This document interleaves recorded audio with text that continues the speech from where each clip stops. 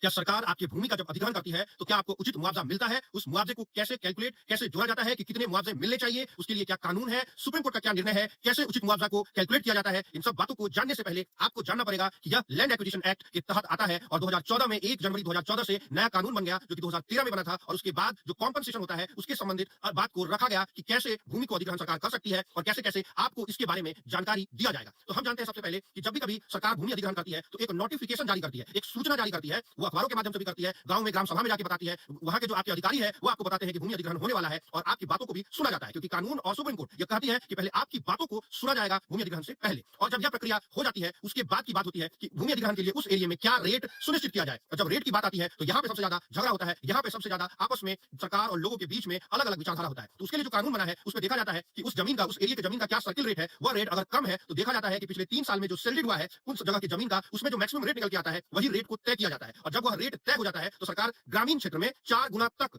से ज्यादा पैसा देती है। जैसे उदाहरण के तौर पे अगर आपको 10 लाख रुपया तय हुआ भूमि का वहां का दाम सर्किल रेट के हिसाब से कीमत तय हुआ तो 4 गुना आपको प्राइस मिलेगा ग्रामीण क्षेत्र में मतलब 40 लाख रुपया और शहर के क्षेत्र में अगर 10 लाख तय हुआ तो आपको 2 गुना मिलेगा 20 लाख रुपया। इसके बाद का जो कैलकुलेशन होता है उसको बोला जाता है सोलेशियम रेट। सोलेशियम को बोला जाता है जो आप कह सकते हैं एक तरह से कि यह आपका जो जमीन लिया गया है उसके लिए संतावना की राशि और वह 100% ज्यादा मिलता है जितना आपको ऑलरेडी भूमि अधिग्रहण में मिला है। मतलब अगर आपको 10 लाख रुपया अगर रेट तय किया गया तो 4 गुना रेट के बाद जब 40 लाख हो गया उसमें 100% तक सोलेशियम रेट मिलता है मतलब 80 लाख रुपया मिल जाता है। वही शहरी क्षेत्र में अगर आपको 10 लाख रुपया कीमत तय किया गया तो 2 गुना रेट मिला 20 लाख रुपया और उसका सोलेशियम 100% तक मिलता है जिसको आप 40 लाख रुपया तक कह सकते हैं। इसके अलावा आपकी उस जमीन में अगर मकान है, घर है, दुकान है, पेड़ है, पौधा है, कलम है, बाग है, कुछ भी है, उसका अलग से मुआवजा तय किया जाता है। उसके साथ-साथ रिहैबिलिटेशन एंड रीसेटलमेंट का भी प्रावधान है इसी कानून के अंतर्गत और यह सब जब कैलकुलेट कर लिया जाता है तो जो डिस्ट्रिक्ट कलेक्टर साहब होते हैं, डिस्ट्रिक्ट मजिस्ट्रेट साहब होते हैं, वो इन कैलकुलेशन को करके आप लोगों के सामने में रखते हैं और जब आप लोगों को पेमेंट कर दिया जाता है तब कानून कहता है उसके बाद ही भूमि अधिग्रहण करना चाहिए। और भूमि अधिग्रहण जब होता है किसी कारणवश अगर आपको आपकी राशि नहीं मिली है या थोड़ी ही मिली है तो पहले साल के लिए 9% तक इंटरेस्ट रेट देने की बात कही गई है और अगले साल से वही 15% होने की बात कही गई है। अभी जो 2025 में सुप्रीम कोर्ट ने जो इससे संबंधित एक मामले में निर्णय सुनाया है जिसमें कहा है कि यह जो रेट तय होता है या भूमि अधिग्रहण का जो नोटिफिकेशन जिस दिन आता है उस दिन का जो सर्किल रेट के हिसाब से जो मार्केट रेट तय होता है वही कैलकुलेशन में लाया जाएगा। 2025 का यह स्पष्ट निर्णय सुप्रीम कोर्ट के आ चुका है और इसी आधार पर भूमि अधिग्रहण में कॉम्पनसेशन दिया जाता है। लेकिन इसमें एक अंतर यह है कि जब ऐसा ही भूमि अधिग्रहण national highway authority of India करती है जो कि 1956 के एक्ट है, कुछ संशोधन बीच बीच में होते आए हैं, तो उसमें सोलेशियम जो होता है 100% प्लस और जो मिलता है वह उसमें नहीं जुड़ा हुआ रहता है और यहाँ पे और इंटरेस्ट की बात भी नहीं कही गई है। तो सुप्रीम कोर्ट ने कहा है यह देना है, यह अनकॉन्स्टिट्यूशनल बात है। अगर नेशनल हाईवे वाले को कम मिलता है अगर मुआवजा और बाकी अधिग्रहण वाले में ज्यादा मुआवजा मिलता है तो यह आर्टिकल 14 और आर्टिकल 300A का उल्लंघन है।